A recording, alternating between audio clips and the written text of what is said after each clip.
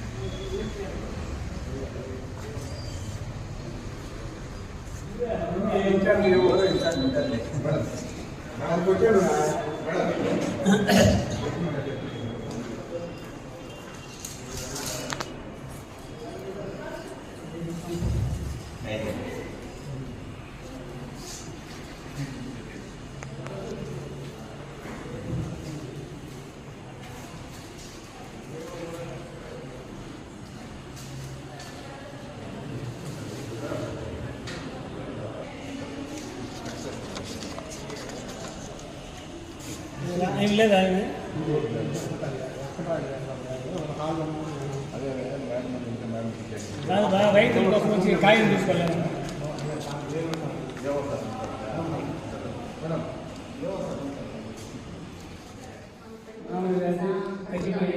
₹3 కొనుక్కున్నారు. మనకు ఇప్పుడు ప్రజెంట్ ఫ్యాక్టరీలో ప్రభుత్వం ఏం చెప్పింది, ₹6 ఫ్యాక్టరీ ఇస్తుంది, ప్రభుత్వం ₹4 ఇస్తుంది. కాకపోతే ప్రభుత్వం అయితే ఇస్తుంది కన్ఫార్మ్. ఫ్యాక్టరీలు అయితే ప్రభుత్వం చెప్పిన ధర ఇవ్వడం లేదు. ఎందుకంటే ఫ్యాక్టరీ దగ్గర ₹5, ₹4 అనేసి బోర్డు కూడా తీసేస్తున్నారు. అదే విధంగా ఇక్కడ ర్యాంపులు కూడా అదే తరహాలో నడుస్తున్నారు, అదే ధరలు నడుస్తున్నారు. ₹4 ర్యాంపులు ఇవ్వాల్సింది ₹3 ఇస్తున్నారు. ధర పట్టికలు ఎక్కడాలని అంటే ప్రభుత్వం చెప్తే విధానాన్ని తిరస్కరిస్తున్నారు. కాబట్టి ఆ ప్రభుత్వం ఏదైతే చెప్పిందో ఆ విధంగా ప్రభుత్వం చర్య తీసుకుని వాళ్ళపైన యాక్షన్ తీసుకుని ఎక్కడైతే బోర్డు అయితే పెట్టాలో రేటు బోర్డులు ఖచ్చితంగా పెట్టాలి, అమలు చేయాలి. రైతులు చాలా నిరుత్సాహపడుతున్నారు. ఎందుకంటే సంవత్సరం పాటు ఎన్నో విధాలుగా కష్టాలు పడి అప్పులు చేసి పంట చేతికి వచ్చే సమయాన సిండికేట్ అయ్యి రైతుల కష్టాన్ని దోచుకుంటున్నారు. కాబట్టి రైతులు చాలా ఇబ్బంది పడుతున్నారు.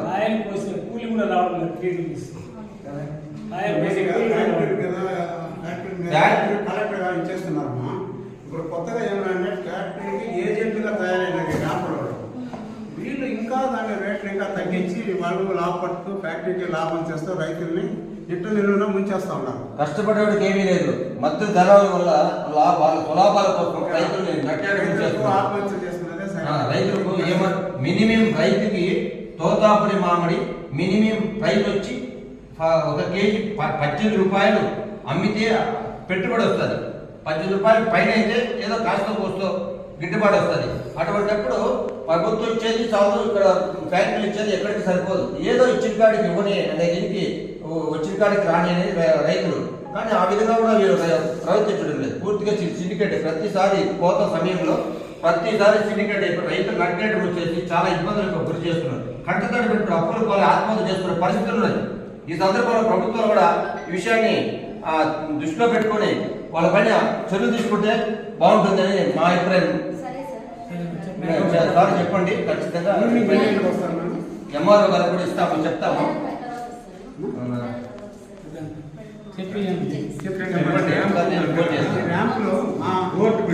బోర్డు పెట్టాలి, ఇంపార్టెంట్.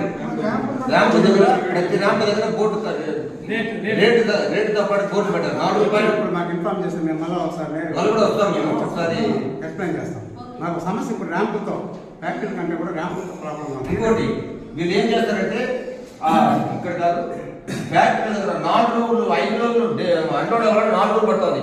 ఈ 4-5 రోజులకి కాయలు రంగు మారిపోతున్నాయి. దాంట్లో సగం వేస్ట్ అవుతున్నాయి. ఆ వేస్ట్ పోవడం బాగుండే కాయలు కూడా తరుగు తీసేస్తున్నారు. అంటే 4 టన్నులకి కనీసం 1 టన్ను కాయ తీసేస్తున్నారు. చాలా దోపిడీ జరుగుతున్నాయి.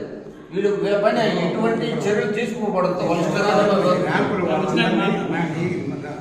వాళ్ళని అందరిని పిలిపించి మీరు ఈ మార్గ చేస్తే రైతులు అజిటేషన్ చేస్తారు, మీరు కొంచెం న్యాయంగా చేయండి అని వాళ్ళందరినీ పిలిచి వాళ్ళతో కౌన్సిలింగ్ పెట్టుకొని మినిమం 5 రూపాయలు, ఫ్యాక్టరీలో 6 రూపాయలు ఇస్తారు, మీరు రూపాయలు లాభం పెట్టుకొని మినిమం 5 రూపాయలు బోర్డు పెట్టి వేయండి, లేదంటే రైతులు ధర్నాలు చేస్తారు, మళ్ళీ మీ వ్యాపారాలు కూడా ఇబ్బంది వస్తుందని మేడం గారి ద్వారా వాళ్ళందరినీ పిలిపించి ఒక కౌన్సిలింగ్ పాయింట్ అది మామిడి రైతుల ఐక్యత, మామిడి రైతుల ఐక్యత, మామిడి రైతుల ఐక్యత, మామిడి రైతులకు మామిడి రైతులకు మామిడి రైతులకు మామిడి రైతులకు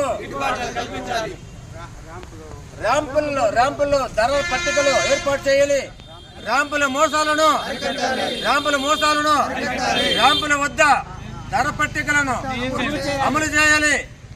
అదేవిధంగా ఈ ర్యాంపులు దోచుకుంటున్న వారిపైన ప్రభుత్వం వెంటనే చర్య తీసుకొని అక్కడ ఏదైతే ప్రభుత్వం కల్పించిందో ఆ ధర పట్టికను ఖచ్చితంగా అమలు చేసి, అదేవిధంగా ఫ్యాక్టరీ వాళ్ళు కూడా ఫ్యాక్టరీ దగ్గర కూడా 4 టన్నులు, ఒక ట్రాక్టరీ 4 టన్నులు కాయలు తీసుకపోతే వృధాగా 3 టన్నులు వెళ్ళిపోతున్నాయి. ఆ 1 టన్ను కాయలు ఏం చేసుకోవాలి? దానికి తగిన విధంగా ధర పట్టికలు పెట్టడం లేదు. ప్రభుత్వం చెప్తే 4 రూపాయలు ప్రభుత్వం ఇస్తుంది, ఫ్యాక్టరీలో 6 రూపాయలు ఇస్తుందని ప్రభుత్వం చెప్పింది. కానీ ఆ దశగా ఫ్యాక్టరీ వాళ్ళు కానీ వీళ్ళు ర్యాంపులు కానీ అమలు చేయడం లేదు, ధర పట్టికలు పెట్టడం లేదు. రైతులు చాలా నిరుత్సాహపడుతున్నారు. ఎక్కడెక్కడ గ్రామాల నుంచి వచ్చి మామిడి రైతుల ఐక్యత వర్ధిల్లాలి, మామిడి రైతుల ఐక్యత వర్ధిల్లాలి, మామిడి రైతుల ఐక్యత వర్ధిల్లాలి. చాలా విషాదకరమైనటువంటి ప్రతి సంవత్సరం ఇట్లా పరిస్థితి మామిడి రైతులకు వస్తూ ఉంది. దీనికి ప్రభుత్వం అనుకున్నా కూడా ప్రభుత్వం అనుకున్న ఉద్దేశం నెరవేర్చడం లేదు. వాళ్ళు ఏదో 4 రూపాయలు ఇస్తామన్నారు, ఇస్తారు కూడా.